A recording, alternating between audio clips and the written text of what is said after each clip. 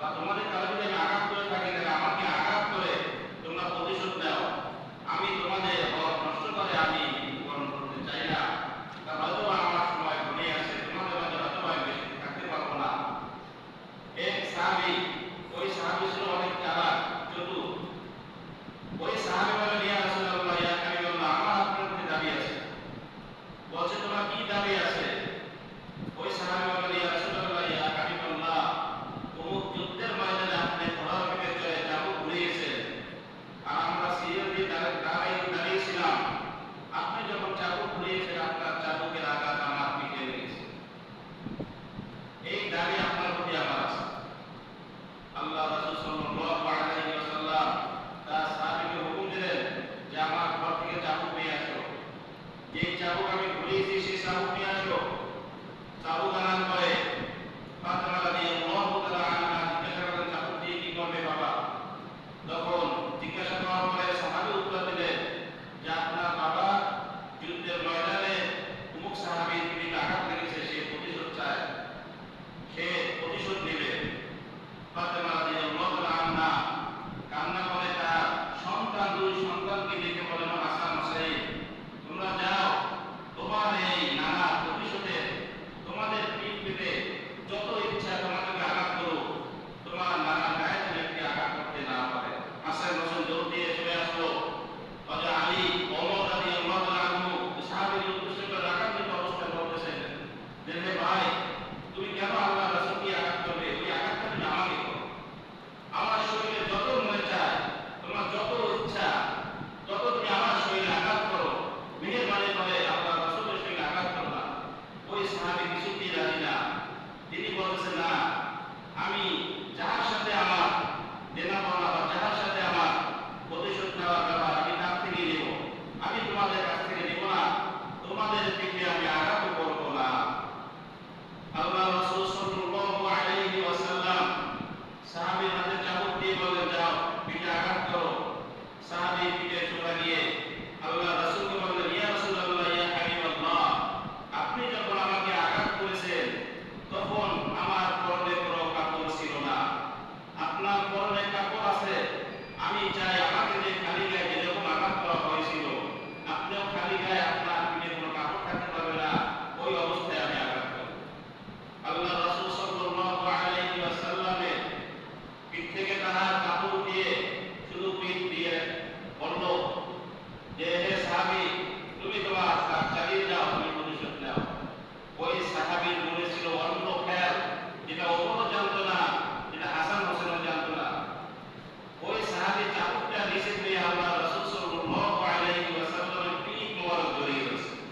এবং আল্লাহ রাসূল সাল্লাল্লাহু আলাইহি ওয়াসাল্লামের পিঠে একটা নবুয়তের মোহর ছিল, এবং সেই মোহর উপরে তিনি চুমু খেয়েছেন। এবং তিনি চক্ষু থেকে পানি ছেড়ে দিলেন, কান্না করে দিলেন। ওই সাহাবী বলেন, ইয়া রাসূলুল্লাহ, ইয়া হাবিবাল্লাহ, যে আমার অনেক দিনের ইচ্ছা আমি আপনার এই গায়ে আমার পিঠ লাগাবো, আমার শরীর মোবারক লাগাবো, আপনার নবুয়তের যে মোহর সেটার উপর আমি একটু চুমু খাবো, এটা আমার ইচ্ছা, আমি তাই এই জন্য অভিনয় করেছি, আপনি আমাকে ক্ষমা করে দিন। আল্লাহ রাসূল সাল্লাল্লাহু আলাইহি ওয়াসাল্লাম বললেন, যে শরীরে আমার শরীর লেগেছে, ওই শরীর জাহান্নামের আগুন কখনোই স্পর্শ করতে পারবে না। সুবহানাল্লাহ। তাহলে আল্লাহ রাসূল সাল্লাল্লাহু আলাইহি ওয়াসাল্লাম একজন দুনিয়ার শ্রেষ্ঠ নবী হয়ে, এবং যাহাকে সৃষ্টিকর্তা আল্লাহ তাআলা আসমান জমিন চন্দ্র সূর্য সৃষ্টি করতেন না, মৃত্যুর আগে তিনি অসুস্থ যখন হয়ে গেছে, তখন তিনি তাহার সমস্ত দেনাপাওনা হিসাব করছেন। আপনি আমি কি অবস্থায় আছি দুনিয়াতে। এবং এই কুল্লু নাফসিন যায়িকাতুল মাউত, আল্লাহ তাআলা যে বলেছেন প্রত্যেকটা প্রাণী মৃত্যুর স্বাদ গ্রহণ করতে হবে। পূর্বে যত নবী রাসূল ছিল তারাও মৃত্যুবরণ করেছে। আল্লাহ রাসূল সাল্লাল্লাহু আলাইহি ওয়াসাল্লাম মৃত্যুবরণ করবেন, কারণ আল্লাহ রাসূল সাল্লাল্লাহু আলাইহি ওয়াসাল্লামকে আল্লাহ তাআলা একটা দায়িত্ব দিয়ে পাঠিয়েছেন, একটা সীমানা দিয়ে পাঠিয়েছেন। কিন্তু আল্লাহ রাসূল সাল্লাল্লাহু আলাইহি ওয়াসাল্লাম মৃত্যুর পূর্বে তিনি কিরকম অবস্থা তার তৈরি হয়েছিল। যখন তিনি তার প্রচন্ড জ্বর হইল, আল্লাহ তাআলা খোঁজখবর দেওয়ার জন্য জিবরাইল আমিনকে পাঠিয়ে দিলেন, যে জিবরাইল, যাও আমার বন্ধুর খোঁজখবর নিয়ে আসো। জিবরাইল আমিন আল্লাহ রাসূল সাল্লাল্লাহু আলাইহি ওয়াসাল্লামের দরবারে এসে সালাম নিয়ে তার অবস্থা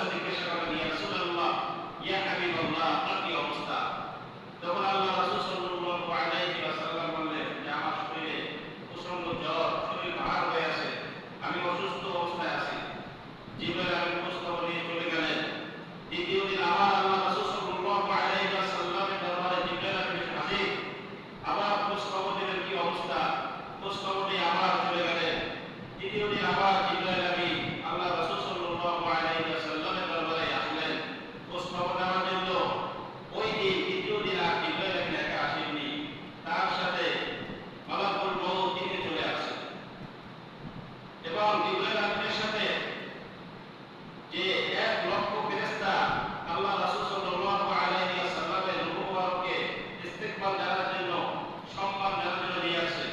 ওই 1,00,000 ফেরেশতা আর এক একটা ফেরেশতার প্রতি 1,00,000 করে ফেরেশতা। সুবহানাল্লাহ।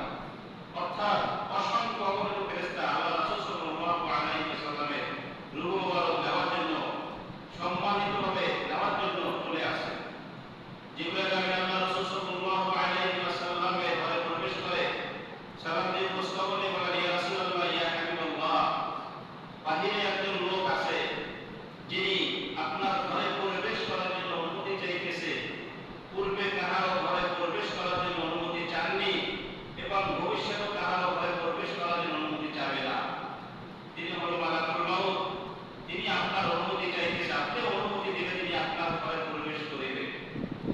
আল্লাহ রাসূল সাল্লাল্লাহু আলাইহি ওয়াসাল্লাম বললেন, আমি তাহাকে ইজাজত দিতেছি, তাহাকে প্রবেশ করতে দাও।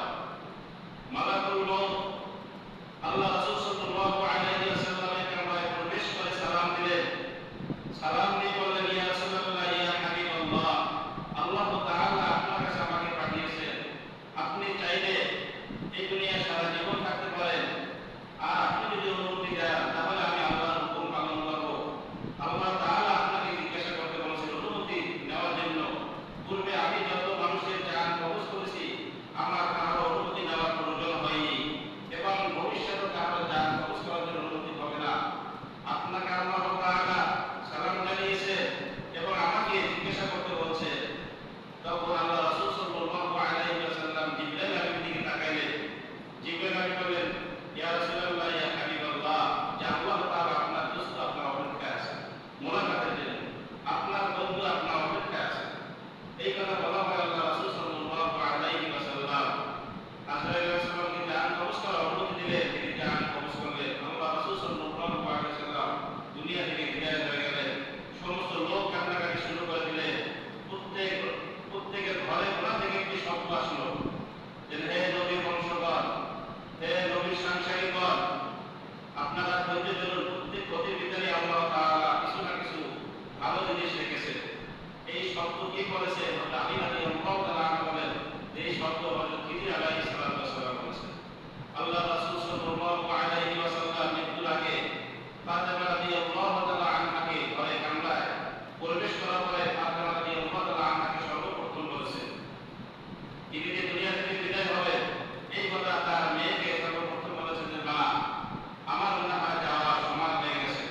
এই কথা বলার পরে আল্লাহ রাসূল সাল্লাল্লাহু আলাইহি ওয়াসাল্লাম মুখ থেকে যখন এই কথা বলেছেন, ফাতেমা রাদিয়াল্লাহু তাআলা আনহা কান্নাকাটি শুরু করে দিলেন। আবার একটু পরে আল্লাহ রাসূল সাল্লাল্লাহু আলাইহি ওয়াসাল্লাম ফাতেমা রাদিয়াল্লাহু তাআলা আনহার কানের কাছে গিয়ে বললেন, কি জানি বললেন। বলার পরে ফাতেমা রাদিয়াল্লাহু তাআলা আনহা আবার হেসে দিলেন।